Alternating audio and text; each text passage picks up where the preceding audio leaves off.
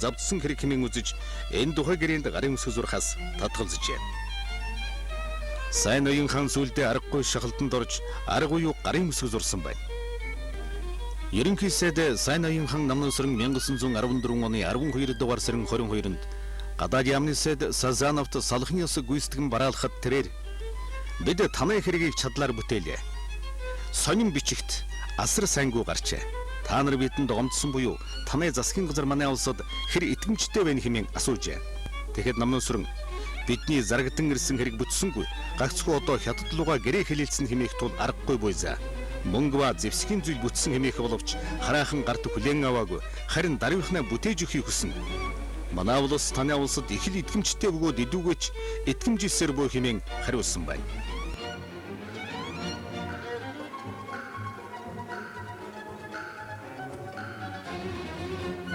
Хаан Торос хятад хоёр хувилдан 1913 оны 10 дугаар сард Арга Монголыг хятадын эзэн эрх бүхий автономийн улс байлгаар тохирсныг өмнө өгүүлсэн.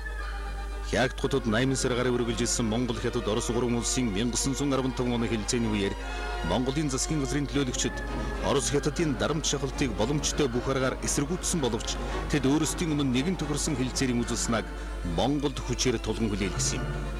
Гадаад Монголын газар зүйн байршил, цэрэг улс төрийн эмзэг байдал нь түүний гадаад бодлогын үйл ажиллагааг ийхүү хязгаарлажээ. 1915 оны гурван гэрээний дараа Монголд Оросын нөлөө хүчтэй нэгтэрч хэрэг дээрээ Хаан Торсын эзэн Харьяаны улс болон хувирсан.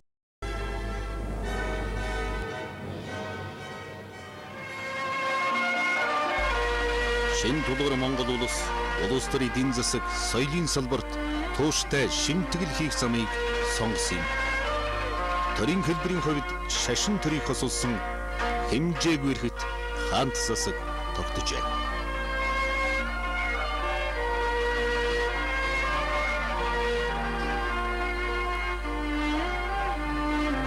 Богд хаан дотоод яамны сайдаар Даалам Цэрэнчмэд, гадаад яамны сайдаар Чингман хамт дөрж, цэргийн яамны сайдаар Жүнгван Гомсрон, сангийн яамны сайдаар Жүнгван Чагдэрж, шүүхийн яамны сайдаар Жүнгван Намсрыг тус тохон томилжээ.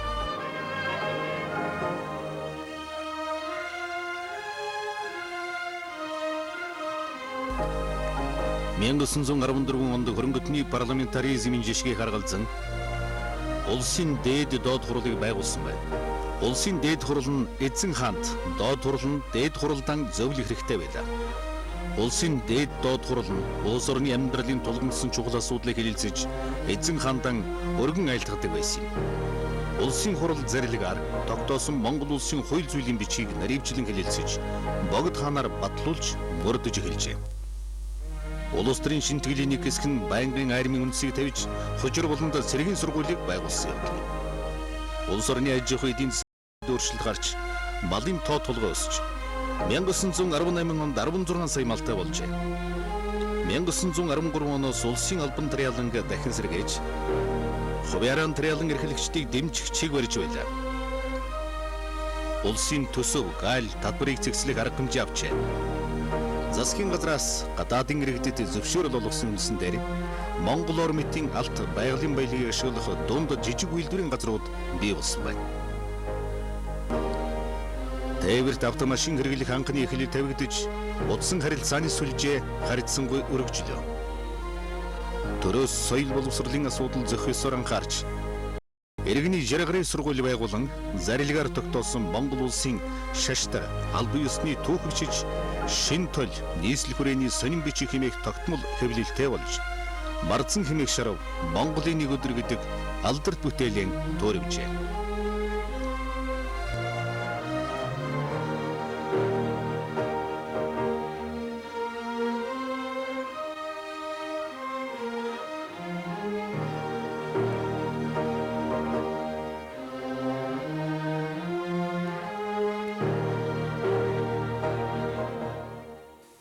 Мингэрсэн 190 оноос өмнөх түүх судлалд 1911 оны үйл явдлыг марксист онол арга зүйн үүднээс нэг талаас нь өрөөсгөл ташмага авч үзэж байсан.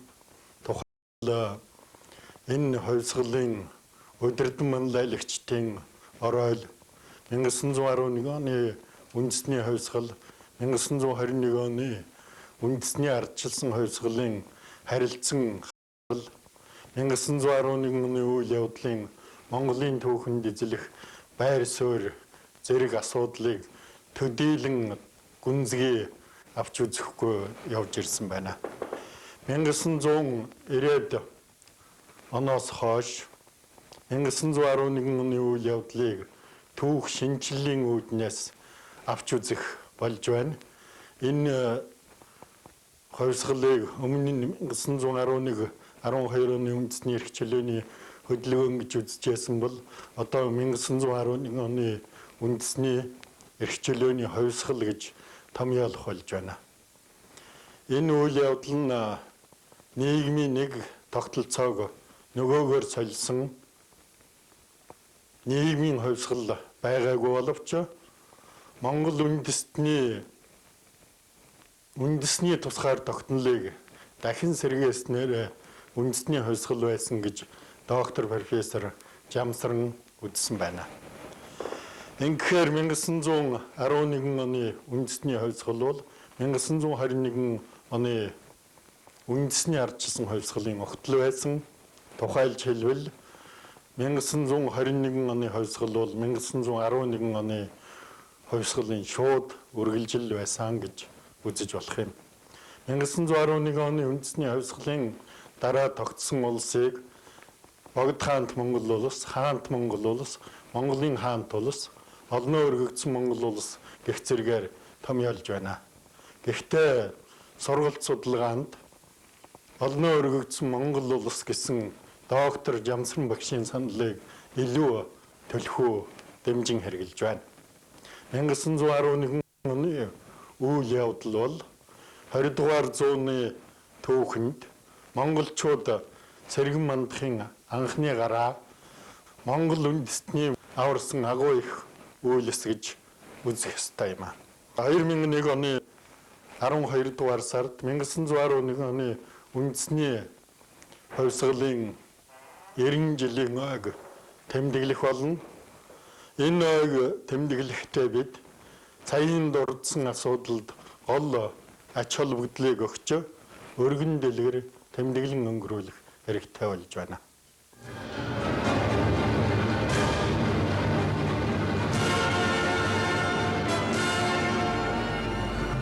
Янгасан 111 оны үндэсний хувьсгал бол монголчууд 20 дугаар зуунд Мандан Бадрах эхлэлийг тавьсан боловч үйл явц нь тасалдсан хувьсгал байлаа.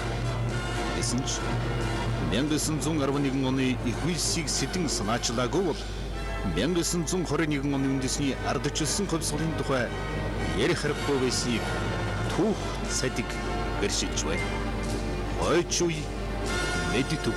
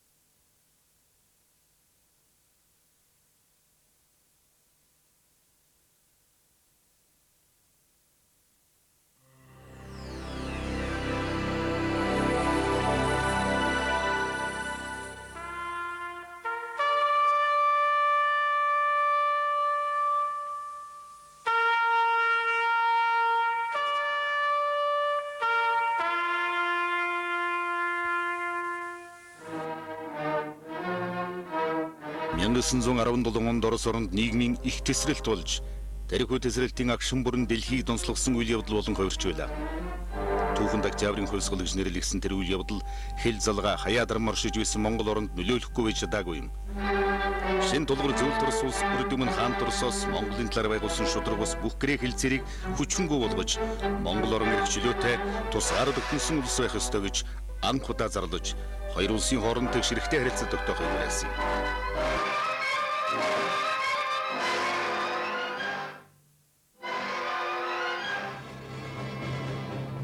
Өндөрлөгтний энэ донслогоон жилүүдэд Монголын эрх баригчид аюувын тааруулан тусгаар тогтнолон олж авахыг санаархах боллоо. Энэ хэрэгтэй жолхон цутаг тэргүүтэй лам ноёд Америк нэгдсэн улсыг нөгөө нэг хэсэг нь Японыг түшгийг оруулж байлаа. Харин Шанза Бадамдорж Хятадын талыг баримталж байсан төдийгүй нийслэл хүрээнд байсан Хятадын элчин сайд Чингитэй хувилдан гадаад Монголын хойчийг сайжруулах дүрм гэгч бичгийг зохиож амжлаа. Энэ нь түүхэнд Чингигийн 64 зүйл хэмээн нэрссэн юм. Энэ бичигт Монголын Хятадын дотоод муж болгохоор төлөвлөжээ. Тэрээр 1919 оны 100 ерөнхий сайд Шанза Бадамдорж уг асуудлыг улсын дээд доод хуралд орууллаа.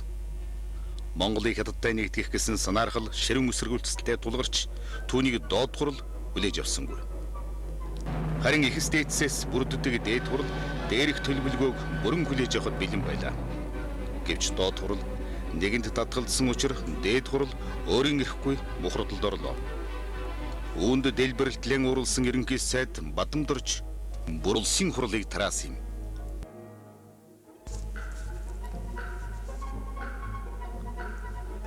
Орос түмийн самунтай байгааг далин Хятад улс Монголыг бүрмөсөн эзэлж авах үнэртний санаархалан их цэргийн хүчээр хэрэгжүүллээ.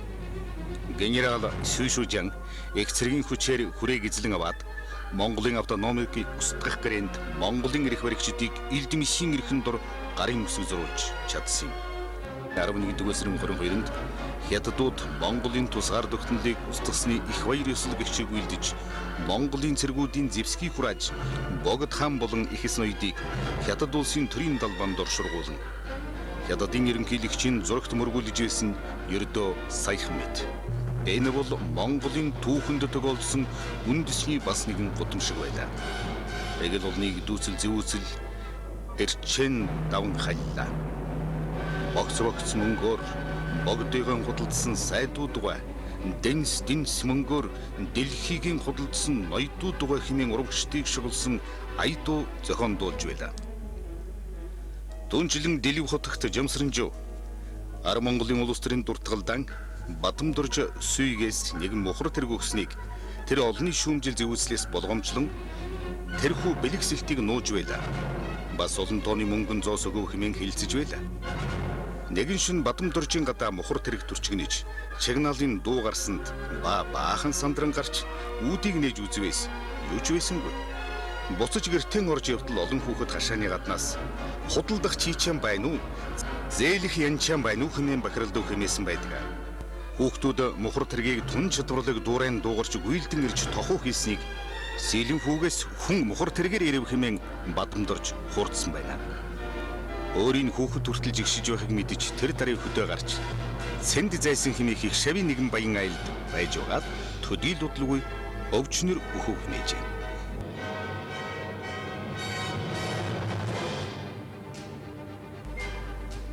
Монгол оронд Хятадын зэргийн гараг сэтгэлэм тогтож түүнийг эсэргүүцэн тэмцэх үзэлснаа нийгэм даяар бүрэлдэн ард олны үндэсний ухамсар эрс сэргэн идэвчлээ.